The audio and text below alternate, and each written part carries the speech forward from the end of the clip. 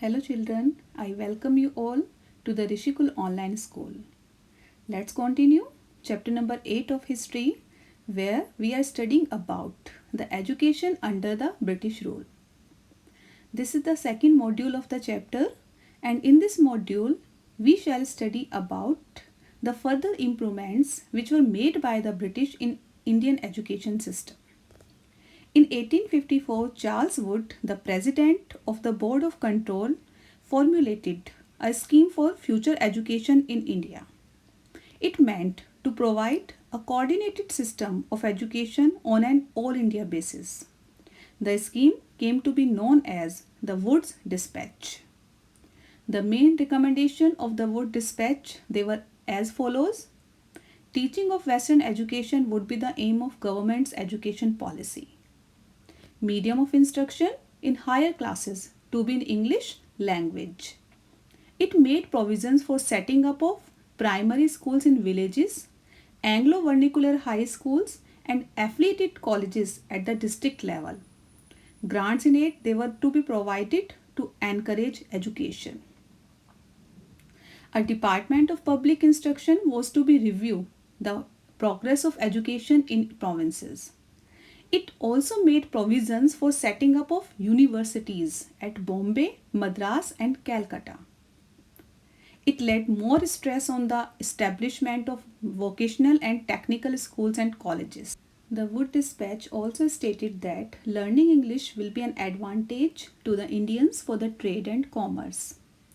The British, they had their selfish motive behind it, as they wanted to promote English language and English culture.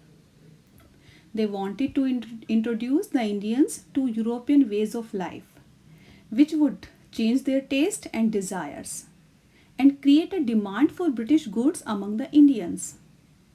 European learning would improve the moral character of Indians as they believed. It would make them truthful and honest and thus supply the company with civil servants. If we see the fate of indigenous pathshalas, so the company appointed many pandits, each in charge of 4 to 5 schools. The pandits, they were to work on behalf of the government. They were supposed to visit the pathshalas and submit the progress report therein. The free atmosphere of the pathshalas was replaced by timetables for both the teachers and students. Textbooks, they were introduced for the students.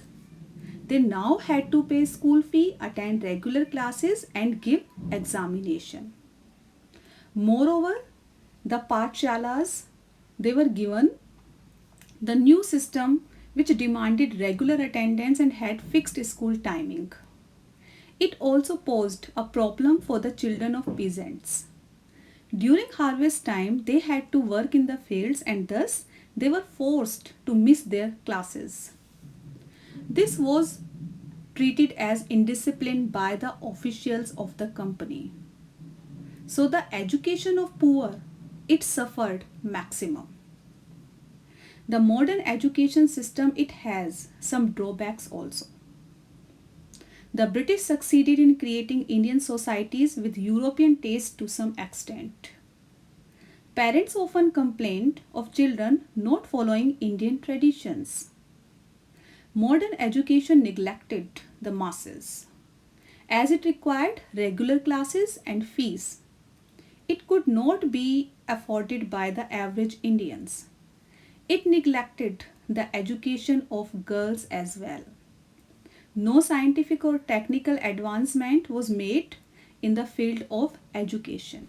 Despite its drawbacks, the Western education proved beneficial for the Indians in many ways.